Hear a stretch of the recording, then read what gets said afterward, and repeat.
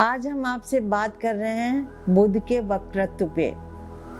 आप में से कई लोगों ने मुझसे पूछा है कि 6 जुलाई से जो बुध कर्क राशि से वक्री होकर के मिथुन में जा रहे हैं, उसका हमारे ऊपर में क्या असर पड़ेगा।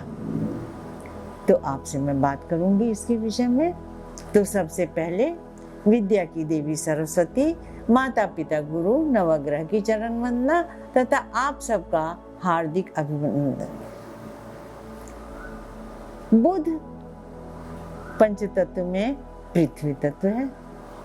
इसके साथ ही हमारी विवेक बुद्धि का कारक होता है।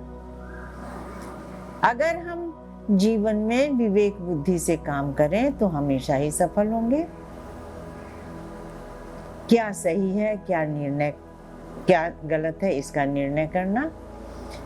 बुध का मित्रता से, एडजस्टमेंट से, ऑफिस में काम से, घर परिवार में दाम्पत्य जीवन से, साथ ही पढ़ाई की एकाग्रता में बहुत अधिक महत्व होता है बुध का। अगर बुध सही रूप से प्रयोग किया जाए उसका, तो हमेशा ही कुशलता से आप काम कर सकेंगे।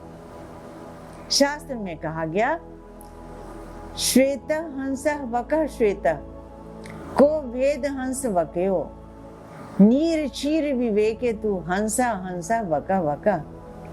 बगुला और हंस दोनों ही सफेद होते हैं, दोनों ही पानी में रहते हैं, तो दोनों में फर्क क्या है। तो जल में दूध मिला दिया जाता है तो हंस केवल दूध पी लेता है, ऐसी जनश्रुति है, और बगुला केवल पानी पीता है। अर्थात जब हम अध्ययन के लिए बैठे रहते हैं उस समय पर किस विषय के लिए किसकी जानकारी है, ये होना बहुत आवश्यक है। इतने सारे ज्योतिष शास्त्र में योग बताए गए हैं, जिसमें एक योग है अम्ला योग। अगर चंद्रमा से दशम बुध है स्वतंत्र, तो वो अम्ला योग बनाता है और आदमी की अक्षुण्ण कीर्ति होती है। बुध अगर किसी ग्रह के साथ में हो तो उसका असर अलग हो जाता है। अभी 6 तारीख को जब बुध वक्री हो रहे हैं तो उनकी युति सूर्य के साथ में है, और सूर्य के साथ में बुधादित्य योग हो जाता है, जिसको कि बहुत अच्छे योग में माना जाता है, क्योंकि सूर्य जो है वो ज्ञान के कारक होते हैं। तो बुध का इतना ज्यादा असर वक्रत्व का नहीं होगा।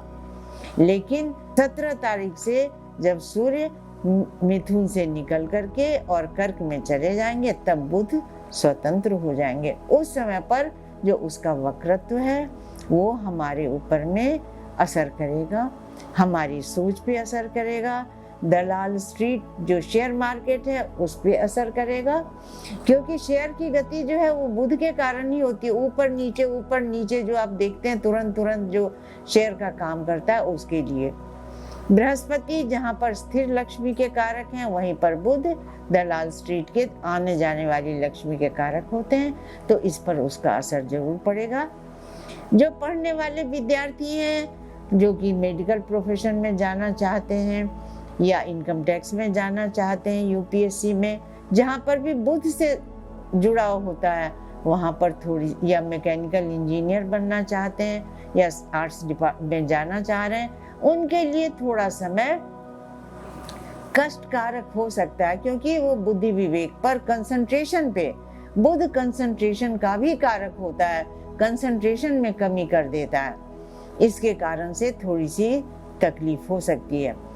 देखिए, बुध, शुक्र, बृहस्पति, शनि, मंगल, ये ग्रह कभी न कभी मार्गी होते रहते हैं, कभी न कभी वक्री होते रहते हैं। तो उनके मार्गत्व और वक्रत्व पे इतना नहीं जा करके ये देखना चाहिए कि हमारी पत्री में इसका कहाँ पे असर हो रहा है। मिथुन राशि और कन्या राशि, मिथुन लग्न और कन्या लग्न के लोग जिनका कि स्वामी बुध होता है, उनके ऊपर में इसका असर पड़ सकता है। सबसे बड़ी बात यह है, जो मिथुन लग्न वाले लोग हैं उन्हीं की राशि पे बुध चलेंगे, और नवमांश में केतु भी उस समय पर मिथुन में ही चल रहे हो, तो इसलिए थोड़ी सी उनको स्वास्थ्य की समस्या हो सकती है। इसका भी उपाय उनको पहले से कर लेना चाहिए। कन्या राशि वालों के लिए इतनी परेशानी की बात नहीं होगी जितनी कि मिथुन राशि वालों के लिए हो रही, क्योंकि उन्हीं की राशि पे उन्हीं के लग्न में वक्रत्व हो रहा है। एक अच्छी बात यह है कि जब वो वक्री हो रहे हैं उस समय पर बृहस्पति जो है ग्रहों के वक्रत्व और मार्गत्व पे ना चले, अपनी बुद्धि को, अपनी विवेक बुद्धि को निखारते हुए चले।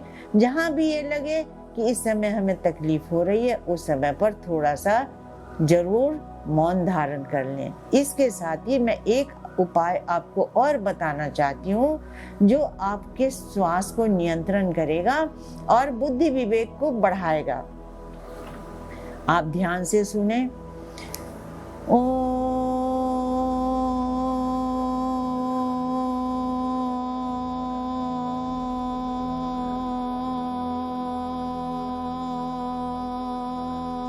नमः। ये श्वास पे नियंत्रण हुआ बुध के वक्रत्व को सही करने के लिए। इसमें कोई बीज मंत्र मैंने आपको नहीं दिया, क्योंकि बीज मंत्र जो है वो ग्रहों से रिलेटेड होते हैं। ये केवल ऑक्सीजन लेना और कार्बन डाइऑक्साइड को निकालने की बात है।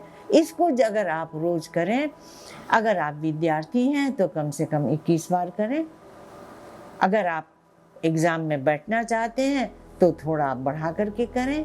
जो बड़े लोग हैं अगर 108 बार करें तो बहुत ही इसका अच्छा असर पड़ेगा। अगर कोई 11 साल का बच्चा है वो 11 बार भी कर लेता है तो वो अपने श्वास पे, बुद्धि पे नियंत्रण रख सकता है। और हमारा तो जीवन का उद्देश्य केवल एक ही है, शिक्षा, जिसका कारक बुध होता है। शिक्षा को सही तरीके से ग्रहण करना, आत्मसात करना विवेक बुद्धि के साथ में, तो आप उससे घबराएं नहीं। कोई भी ग्रह घबराने के लिए नहीं होते, उसका हमेशा ही अच्छी तरीके से उसका बचाव किया जा सकता है। जो अब उपाय मैंने आपको बताया आप इस पे चलें। और कोई जानकारी आप चाहें तो आप कर सकते हैं, शेयर करें, इसको सब्सक्राइब करें, लाइक करें, दोस्तों के साथ करें, विद्यार्थियों को बताएं। विद्यार्थियों के लिए तो बहुत ही आवश्यक है ये मंत्र। और हमेशा ही प्रसन्न रहें, हमेशा ही अपने बुद्धि की तीव्रता को रखें, हमेशा आगे आप उन्नति करते चलेंगे। फिर हम आपसे मिलेंगे अगले वीडियो में। तब तक के लिए नमस्कार।